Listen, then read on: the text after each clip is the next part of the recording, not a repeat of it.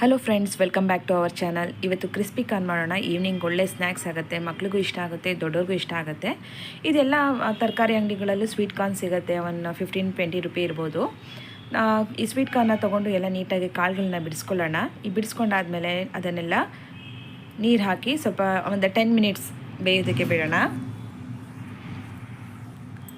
10 ನಿಮಿಷ ಸ್ವಲ್ಪ ಉಪ್ಪು ಹಾಕಿ ಚೆನ್ನಾಗಿ ಬೇಯಿಸ್ಕೊಳ್ಳೋಣ. 10 ನಿಮಿಷ ಸಾಕಾಗತ್ತೆ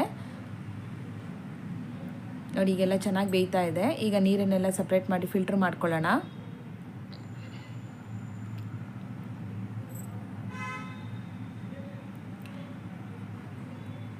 ಏನಕ್ಕೆ ಅಂದರೆ ಇದರಲ್ಲಿ ನೀರಿನ ಅಂಶ ಇದ್ದರೆ ನಾವು ಫ್ರೈ ಮಾಡೋದಕ್ಕೆಲ್ಲ ಚೆನ್ನಾಗಿ ಬರಲ್ಲ, ಚೆನ್ನಾಗಿ ರೋಸ್ಟ್ ಆಗೋಲ್ಲ. ಸೊ ಹಾಗಾಗಿ ಎಲ್ಲ ವಾಟರ್ ಕಂಟೆಂಟ್ ಎಲ್ಲ ಹೋಗೋ ಥರ ಎಲ್ಲ ನೀಟಾಗಿ ಫಿಲ್ಟರ್ ಮಾಡಿ ಸ್ವಲ್ಪ ಹೊತ್ತು ಡ್ರೈ ಆಗೋದಕ್ಕೆ ಬಿಡೋಣ. ಅದರಲ್ಲಿ ನೀರಿನ ಅಂಶ ಎಲ್ಲ ಕಡಿಮೆ ಆಗಬೇಕು. ಒಂದು ಹಾಫ್ ಆನ್ ಅವರ್ ಬಿಟ್ಬಿಟ್ರೆ ಎಲ್ಲ ನೀರಿನ ಅಂಶ ಎಲ್ಲ ನೀಟಾಗಿ ಕಮ್ಮಿ ಆಗುತ್ತೆ. ಇಲ್ಲಾಂದರೆ ಸ್ವಲ್ಪ ಎಲ್ಲ ನಾವೇ ಎಲ್ಲ ಫಿಲ್ಟ್ರ್ ಮಾಡಿದ್ರೆ ಆಯಿತು. ಇದಕ್ಕೆ ಬೇಕಾಗಿರೋ ಮಸಾಲ ಸಾಮಾನುಗಳು: 2 ಸ್ಪೂನ್ ಮೈದಾ ಹಿಟ್ಟು, 4 ಸ್ಪೂನ್ ಕಾರ್ನ್ಫ್ಲೋರು, ಅರಿಶಿನ, ಖಾರದ ಪುಡಿ ಹಾಗೂ ಉಪ್ಪು, ಗಾರ್ಲಿಕ್ ಪೌಡರ್, ಆಮ್ಚೂರ್ ಪೌಡರ್ ಹಾಗೂ ಪೆರಿ ಪೆರಿ ಪೌಡರ್ ಇಷ್ಟು ಬೇಕಾಗತ್ತೆ ನೋಡಿ. ಈಗ ಸ್ವೀಟ್ ಕಾರ್ನ್ ಬೆಂದಿರೋದನ್ನೆಲ್ಲ ನೀಟಾಗಿ ಫಿಲ್ಟ್ರ್ ಮಾಡಿ ಇಟ್ಕೊಂಡಿದ್ದೀವಿ. ಸೊ ಇದರಲ್ಲಿ ನೀರಿನ ಅಂಶ ಏನೂ ಇಲ್ಲ. ಇದಕ್ಕೆ ಒಂದು ಹಾಫ್ ಸ್ಪೂನಷ್ಟು ನಾನು ಜಿಂಜರ್ ಗಾರ್ಲಿಕ್ ಪೇಸ್ಟ್ ಹಾಕ್ಕೊಳ್ತಾ ಇದ್ದೀನಿ.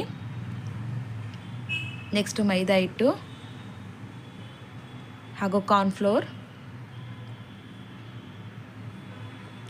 ರುಚಿಗೆ ತಕ್ಕಷ್ಟು ಉಪ್ಪು, ಖಾರ ನಿಮ್ಗೆ ಎಷ್ಟು ಬೇಕೋ ಅಷ್ಟು ನೋಡಿ ಹಾಕ್ಕೊಳ್ಳಿ. ಖಾರ ಮತ್ತು ಅರಿಶಿನದ ಪುಡಿ ಹಾಕ್ಕೊಳ್ತಾ ಇದ್ದೀನಿ. ಗಾರ್ಲಿಕ್ ಪೌಡರು ಹಾಗೂ ಆಮ್ಚೂರ್ ಪೌಡರ್ನ ಹಾಕ್ಕೊಳ್ತಾ ಇದ್ದೀನಿ.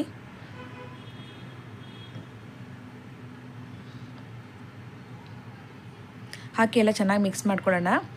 ನಂದರಲ್ಲಿ ಈ ಕಾರ್ನಲ್ಲಿ ಎಲ್ಲ full water content full dry ಆಗಿರೋದ್ರಿಂದ ನಾನು ಸ್ವಲ್ಪ ನೀರನ್ನ ಆ್ಯಡ್ ಮಾಡ್ಕೊಳ್ತಾ ಇದ್ದೀನಿ. ಹಾಗೂ ಕಾರ್ನ್ಫ್ಲೋರ್ ಸ್ವಲ್ಪ ಕಡಿಮೆ ಅನ್ನಿಸ್ತು. ಸೊ ಹಾಗಾಗಿ ಇನ್ನೊಂದು ಸ್ಪೂನ್ ಕಾರ್ನ್ಫ್ಲೋರು, ಸ್ವಲ್ಪ ಒಂದು 2-3 ಡ್ರಾಪ್ ಅಷ್ಟು ಅಥವಾ ಒಂದು ಅರ್ಧ ಸ್ಪೂನ್ ಅಷ್ಟು ನಾನು ವಾಟರ್ ಹಾಕಿ ನೀಟಾಗಿ ಮಿಕ್ಸ್ ಮಾಡ್ಕೊಂಡಿದ್ದೀನಿ ನೋಡಿ. ಈ ಥರ ಮುಟ್ಟಿದ್ರೂ ಕೈಗೆ ಅಂಟ್ಕೋಬಾರ್ದು. ಸ್ವೀಟ್ ಕಾರ್ನ್ ಮಾತ್ರ ಹಿಟ್ಟಿನ ಅಂಶ ಅಷ್ಟು ಅಂಟ್ಕೊಂಡಿರ್ಬೇಕು, ಆ ಥರ ಇರಬೇಕು, ಡ್ರೈ ಆಗಿರಬೇಕು. ಸೊ ಇದು ಕರೆಕ್ಟಾಗಿದೆ.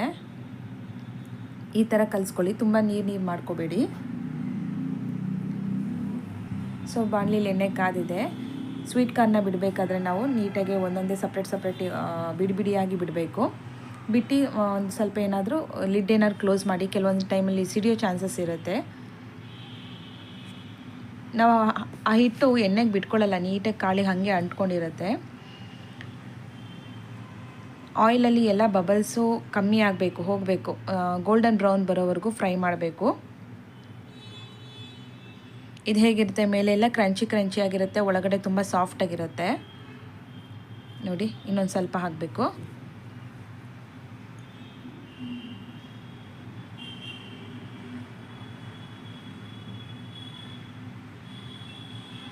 ಈವ್ನಿಂಗ್ಗೆ ಒಳ್ಳೆ ಸ್ನ್ಯಾಕ್ಸ್ ಇದು, ಮಕ್ಕಳಿಗೆಲ್ಲ ಇಷ್ಟ ಆಗುತ್ತೆ ನೋಡಿ. ಆಗಿದೆ ಈ ಗೋಲ್ಡನ್ ಬ್ರೌನ್ ಥರ. ಈಗೆಲ್ಲ ಅದನ್ನು ಸಪ್ರೇಟ್ ಒಂದು ಪಾತ್ರೆಗೆ ಹಾಕ್ಕೊಂಡಿದ್ದೀನಿ. ಈಗ ಇದಕ್ಕೆ ಪೆರಿ ಪೆರಿ ಪೌಡರ್ ಅಂತ ಸಿಗುತ್ತೆ, ಇಲ್ಲಾಂದರೆ ಚಿಲ್ಲಿ ಪೌಡರ್ ಕೂಡ ಹಾಕ್ಕೋಬೋದು, ಇಲ್ಲ ಹಾಗೆ ಬೇಕಾದ್ರೂ ತಿನ್ಬೋದು. ಯಾಕೆಂದರೆ ಆಲ್ರೆಡಿ ಎಲ್ಲ ಮಸಾಲ ಪದಾರ್ಥಗಳು ಅದಕ್ಕೆ ಹಾಕಿರೋದ್ರಿಂದ ಇದು ಎಕ್ಸ್ಟ್ರಾ ಚೆನ್ನಾಗಿರುತ್ತೆ, ಒಳ್ಳೆ ಫ್ಲೇವರ್ ಕೊಡುತ್ತೆ ಅಂತ ಪೆರಿ ಪೆರಿ ಪೌಡರ್ ಹಾಕ್ತಿದ್ದೀನಿ.